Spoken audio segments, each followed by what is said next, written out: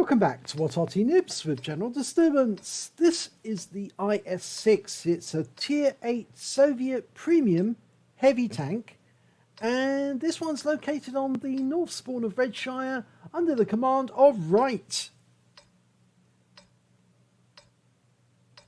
Okay, waiting for the clock to count down. Battle started.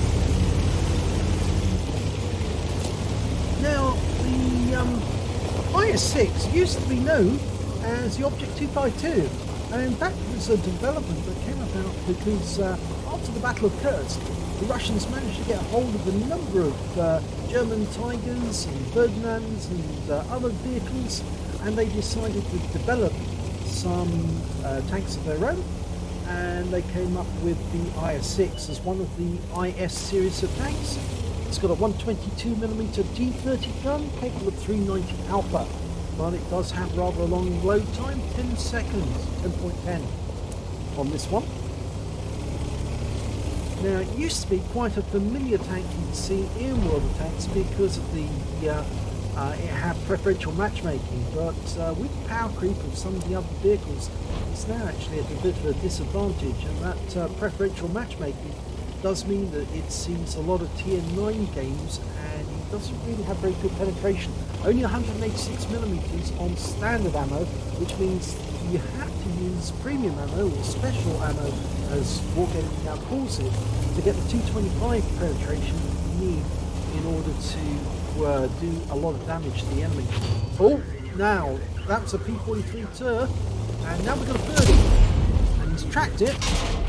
Unfortunately, took him around from it though. Pulling back. Ferdinand's tempting him. Was it Churchill? No, I think they know that he's actually got support behind him, so he puts him round into that Churchill. Churchill really has got the armour to defend against this 122mm gun.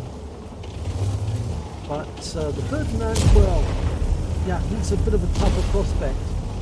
It's probably better for reight to fall back at the moment, let his teammates do some damage, and then he can pop out and get the occasional shot on target. But Churchill is definitely hanging back. He knows he's in danger, and he's tracked the Ferdinand, but he still took around for 518 hit points from him.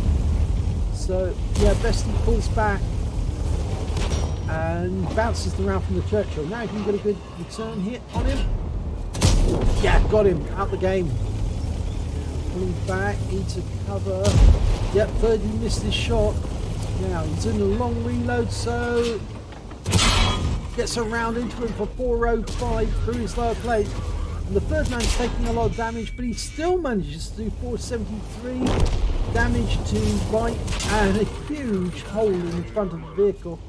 In fact, is that several holes in the front of the vehicle? And now he's facing off against the Tiger, who's side scraping. And no, he bounced off the turret there.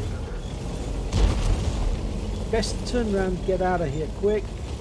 Oh, as quick as this thing can go. There's a 45 TP you can take out the other side here. If we can get a shot, there he is. He's terrible under pressure on this vehicle. It's only 6 degrees.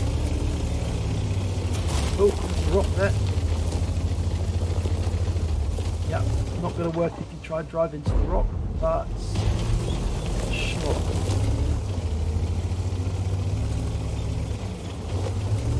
It's only 134 hit points. If you can get the shot in the right place. He's loaded the APCR. Oh, P-43 Tur again. Gonna have to put that one in. It's a high roll, but it means he's got to go defensive in the next 10 seconds. And the 45 TP comes out and, oh, just misses the chance of getting a kill. He's blocked the shot from the 45 TP anyway, and here comes the Tiger 2. This could be painful. He's only got 92 hit points left, and that Tiger is determined to get him. Now, oh, got the Tiger. Now, if he can finish off the P-43, because he can do that with one shot. He's still loaded APCR. No, P-43 pulls back. That just leaves the 45 TP as a target. And he's been killed. Okay, we're free to move.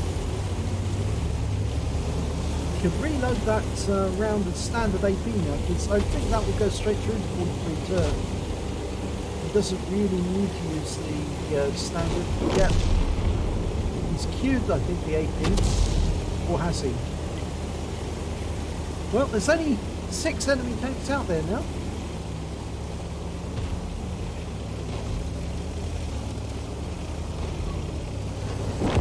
Okay, he's loaded standard AP, that's good, so he's saving himself some credits.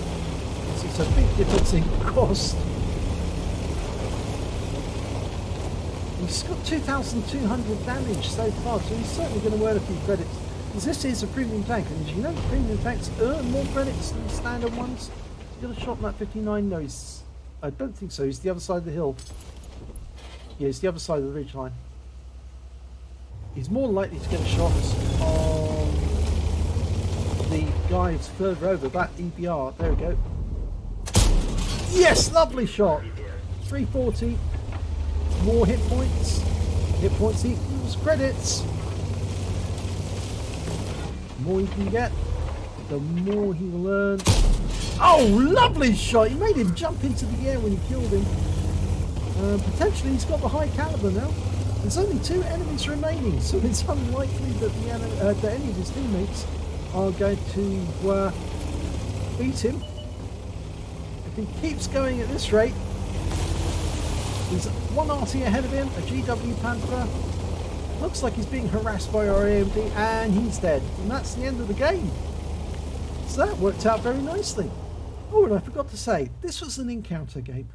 Should have known that right from the start because of the spawn point. But let's have a look at the end of battle results. Well, it's only a second class tanker for reight in the IS-6, but he did get a bruiser, fire for effect, and a shell proof. But of the epic medals, he picked up a Spartan medal. Yeah, he certainly bounced around considering he had less than 10% of his hit points left at the time. That was a miracle save at that particular moment in time. He got a steel wall for blocking the most damage. Well, he's certainly taking damage. Certainly from that 30, he was very, very dangerous.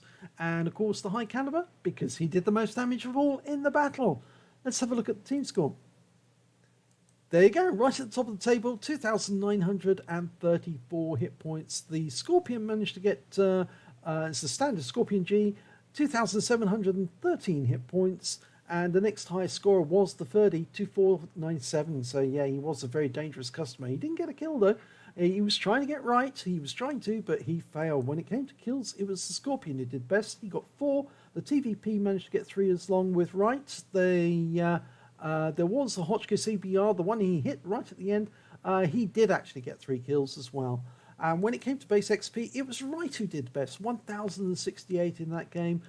The EBR managed 854 and the Scorpion 815. He fired 10 rounds. He got 10 direct hits and 8 penetration. Good accuracy.